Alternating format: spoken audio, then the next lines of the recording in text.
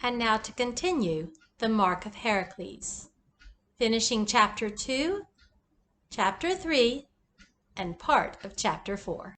"I must nip this quarrel in the bud," Captain Gorgos said to Master Ariston as they stood with the Archon and Peleus at the prow of the Danaus. "Small arguments like these can easily turn into big fights." "Yes," agreed the Archon gravely. "A ship needs harmony to run smoothly. You must get rid of the man who's lying, or he'll bring the wrath of Poseidon on you." Captain Gorgos frowned. "But how do I know which man is telling the truth?" "If I may be so bold, sir," said Thrax, who was serving Master Ariston a cup of wine, "I can help you solve the problem."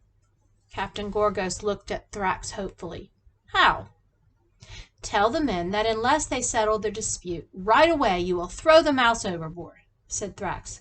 "I think you'll find the liar will soon be unmasked." Captain Gorgos whistled loudly to get the men's attention and asked to see the mouse. One of the quarreling rowers handed it to him, holding it gently by the tail. "I cannot have this kind of bickering on my ship," announced the captain. "Unless you can decide who really owns the little fellow, he is going overboard." "I agree, sir," said the first man. "This kind of fighting angers Poseidon. Chuck the mouse into the sea." "No, don't!" cried the second man, the one who'd passed the mouse to the captain. "Let my colleague here keep him. I swear on the life of my children I won't argue about the matter again." "I think you'll find the second man is the real owner of the mouse," Thrax whispered to Captain Gorgos. "He'd rather see his pet go to another than be drowned." Captain Gorgos handed the mouse to its rightful owner, who stowed it inside his chaton. The Archon and Peleus looked at Thrax with a mixture of surprise and admiration. "It's a crying shame you're a slave, young man," said the Archon, "or you could have a glorious career in politics. If you ever buy your freedom, come and see me. I could do with an intelligent man like you in my service." "Or you could come and work for me," added Peleus. "I bet you'd be excellent at selling expensive vases." Heh! As if Thrax should waste his time compiling reports for the Archon or selling pots for a commission. He was proving to have a brilliant mind, and I was sure he could put it to better use than that. Later in the day we were settling down to a small meal of olives and bread when the Archon cried, "Captain Gorgos, look!" We all looked up from our food to see a small one-masted ship making its way toward us. It was soon joined by two more, which seemed to appear out of nowhere. "They're pirates," said Peleus. Thrax and I both looked at him in alarm. "How do you know?" "They're coming from the direction of Aegina," replied Peleus. "It's an island known as a hideout for pirates, and they're all heading toward us. They mean to take our cargo." "And they'll take us too," wailed Master Ariston. "I might end up a slave." "The Lord God Poseidon, protector of all who sail the seas, help us," whispered the Archon. "Aye, may he help us, your honor," said Captain Gorgos, "but we need to help ourselves too. Please sit down and let my crew do their work." He turned to his men. "Put your back to it, lads, if you want to see your families again." The men started rowing harder, all arguments between them forgotten. By now there were 5 pirate ships on our tail. Captain Gorgos ordered the sail turned, and we changed direction, heading toward a small island on the horizon. "That's Salamina," said Peleus. "It's heavily garrisoned with soldiers from the Greek army. We'll be safe if the wind holds and we make it into the harbor." Slowly the distance between us and the pirate fleet widened. Soon we could see the entrance to the harbor on Salamina quite clearly. The pirates, guessing where Captain Gorgos was heading, fell away and headed back to the open sea. We were saved. On Salamina the crew offered sacrifice to Poseidon, pouring wine on the altar to show they were thankful he had saved us from the pirates. Captain Gorgos took the opportunity to have the water jars refilled, and a priestess from the local temple re-blessed our ship. As we prepared to set sail again, the captain sacked the oarsman who'd lied about the mouse, and we left him on the island. Thrax and I saw him standing stiffly on the quay as the remaining oarsmen carried us out of the harbor. He was glaring at us with eyes full of suppressed rage. "That man looks positively evil," shuddered Master Ariston dramatically, tossing crusts of stale bread to the dolphins in the water. "I'm glad we've seen the last of him." The night passed without any more adventures, and early the next morning we reached the port of Centuria, near the Isthmus of Corinth. Our sailing across the Saronic Gulf was complete. Chapter 3. Under Attack. The isthmus is a narrow land bridge that connects two parts of Greece, the north and the south. The city of Corinth lies at one end of it, overlooking the Ionian Sea, but we had docked at the other end, on the eastern side. A long journey on foot now lay ahead of us. The noise in the harbor was deafening. Ships were unloading all kinds of cargo, from wine jars to large slabs of shining marble and planks of dried timber. Naval ships were moored to the quay, each one sporting a bronze ram at its prow. "How will all of these goods be taken to Corinth?" Thrax asked Captain Gorgos, as we led Ariana braying down the gangplank. "They will be carried across the isthmus by cart or donkey," explained the captain. "There's a famous road called the Diolkos," I added. "It's paved with hard, smooth stones so that sailors can drag a ship on rollers along it." "That's right," agreed Captain Gorgos, watching Peleus and Tanotamon load their crates of pottery onto a large donkey cart. "It's far safer to drag a ship along the Diolkos than sail all around the southern half of Greece. The gales around that stretch of coast can be deadly, and some of the coves are infested with pirates." "Is the Danaus going along the Diolkos?" asked Thrax. "No," said Captain Gorgos. "I have cargo to pick up from the island of Crete, but I'll be back in Centuria to take you home after the wedding." He bid us good-bye, as did the Archon, who was stopping at the port for a few days. Master Ariston had thought of hiring a guide to take us to Corinth, but it soon became clear that we did not need one. Dozens of people were making the same journey. We organized ourselves into a caravan and set off before the sun became too harsh for travel. As we walked, we could hear sailors singing as they dragged their ship on rollers along the Diolkos. "A ship across the land, pulled by hand, a siren waiting in the sea, just for me, just for me. Will I ever get there?" "That's a very good song," said Master Ariston. "Nico, make a note of it." He scrambled onto Ariana and opened his cedar wood box. Soon he was plucking at the strings of his beloved lyre, singing to entertain our fellow travelers. His unusually loud voice carried on the wind, and other people in the caravan joined in. I could see Peleus further down the line, singing along too. His slave, Tanotamon, was walking silently beside him, stopping often to make sure the crates of pottery on the donkey cart were secure. Around midday, we stopped near an orchard to shelter from the heat and have a meal. We just refreshed ourselves at a stream and were ready to continue our journey when a scream rang out among the trees. Thrax looked up from the goatskin he was refilling. "Master, I think we're under attack." He was right. Our caravan, loaded with luxury goods for the people of Corinth, had attracted a band of thieves. Suddenly the air was full of hissing arrows, and pebbles from slings came whizzing past our heads. Peleus and Tanotamon, who had joined us for lunch, both pulled out swords and disappeared into the jostling crowd. Thrax followed them, grabbing a fallen branch from the ground to use as a club. I wanted to go with him, but Master Ariston held me back. "Stay with me," he said. "I am carrying my jewelry under my himation." He spotted a small wayside shrine to Hera, and we hid behind it, begging the almighty goddess to spare us.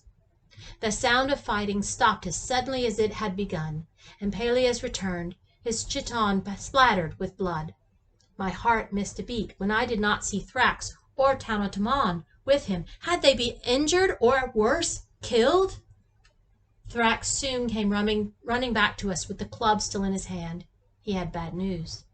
Tanotamon had been felled by a sharp stone from a bandit's sling. It had struck him in the forehead. Peleus went to retrieve the body, and we buried it under the olive trees, marking the grave with a water jug Peleus took from his cargo. "I thank the blessed Hera the rest of us escaped with no injury," said Ariston. He turned to Peleus. "Sell me a pot, sir. I shall leave it at her shrine as an offering." All my large pieces are made to order, replied Peleus, but I can spare you a small Lycaeus. He opened one of his baskets and drew out a small round pot. It was decorated with a scene showing the goddess Persephone leaving the underworld at the beginning of spring. Behind her, the mouth of the cave was full of shades, dead people cursed to wander in the dark forever. Master Ariston placed it in the shrine amongst other offerings of flowers and fruit that had withered and rotted with age. "Won't bandits steal something so precious?" Thrax whispered to me as Master Ariston sung a hymn to the goddess. "Not even bandits would dare remove offerings from a shrine," I answered. "Hera would strike them down." The hymn sung, we continued on our way to Corinth, each one of us lost in his own thoughts. The raid on the caravan had shaken me to the core. I'd never been caught up in such a savage attack before. But sadness gave way to excitement.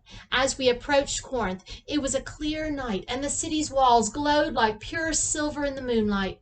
Behind it on a steep hill stood a fort, also bathed in moonlight. The sound of sailors belting out rude songs in the harbor nearby carried on the breeze. We passed under the flaming torches of the city gate and said goodbye to Peleus, who was lodging with a friend. Master Ariston asked the way to Zenon the Younger's residence, and a small boy guided us to a house on a gentle slope above the agora. Amos, Zenon's Egyptian slave and chief of staff, welcomed us with cups of wine, then showed us to our sleeping quarters. There was no place for Thrax and me in the slave's main bedroom, so Amos had set up 2 cots in the storeroom, a large hall packed to the ceiling with amphorae. It was damp and smelt strongly of stale wine, but it was to become a very important place for secret meetings in the next few days, and a sanctuary that I remember fondly. Chapter 4. The Temple on the Hill. "That was a very eventful journey," said Thrax after we'd stabled Ariana and were exploring Zenon's house. "Sailors quarreling over mice, pirates chasing us across the sea, bandits in the wilderness, the gruesome death of a trusted slave. You should write it all down, Nico, so we can read about it when we're old and our memories start to fade." I blinked at him in surprise. "How do you mean?" "I noticed you are very good with words," replied Thrax. "You should be doing something more interesting with your skills than taking down Master Ariston's rubbish." It had never occurred to me to write anything except what Master Ariston dictated. But now that Thrax had put the idea in my head, I was quite taken by it. All the people I admired were writers, playwrights, poets, historians. Perhaps I, too, could become one of them. But what sort of writing would I do? Sappho the poet was famous for her volumes of romantic lyrics. Herodotus for his fanciful accounts of historical events and famous people. Homer for epics that retold ancient myths. I needed to find a genre of writing that best suited my talents. "Look at this kitchen," said Thrax, interrupting my thoughts. "It's got the biggest bread oven I've ever seen." Although the slaves' quarters in Master Zenon's house were cramped, the rest of the building was palatial. It had at least 10 rooms that I could count, including a large hall, the Andron, where Master Zenon entertained his friends. The women had a similar place, the Gynekion, upstairs, where they spent most of the day spinning, weaving, or sharing meals with close friends and relatives. Behind the house was a narrow lane, leading to a small farm and an orchard where Master Zenon's slaves grew vegetables, tended fruit trees, and kept sheep and goats for milk. Here also were the stables, where we'd left Ariana and a dovecote, so lavish it looked like a small temple. Master Ariston was given an airy room next to Master Zenon's, which he considered a great honor. He was quite impressed with the decor of the house, which was much grander and more colorful than we were used to in Athens. "Father would call the style vulgar," he said, as we set out to explore Corinth the next morning, "but I think it quite takes the breath away. You should see the bathroom, Nico, such a huge bath you can practically swim in it, and the mosaics. There are mermaids and naked water nymphs all over the walls." Thrax and I had, in fact, already seen the bathroom.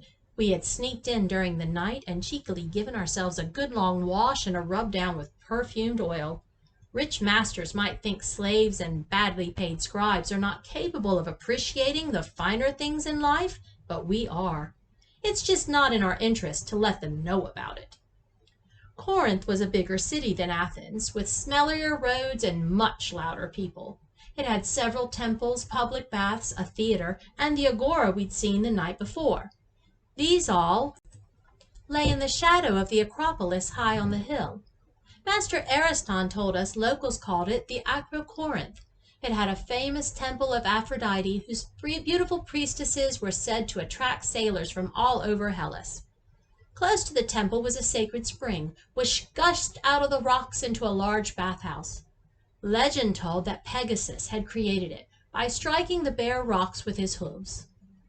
1 hour in its pool is believed to give authors enough inspiration for a month, Master Ariston informed us. I wish we had a magic spring like it back in Athens. I would bathe in it every day and write the most admired poems in the world. The city also had a paved road that led to a busy harbor. Here a weary traveler or sailor could revive himself drinking in one of the taverns that gave Corinth its reputation as liveliest capital in the world.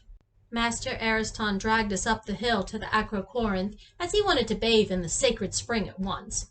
We were not the only people there taking the waters.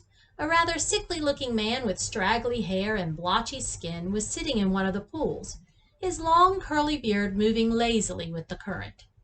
"I'm Euripides," he introduced himself.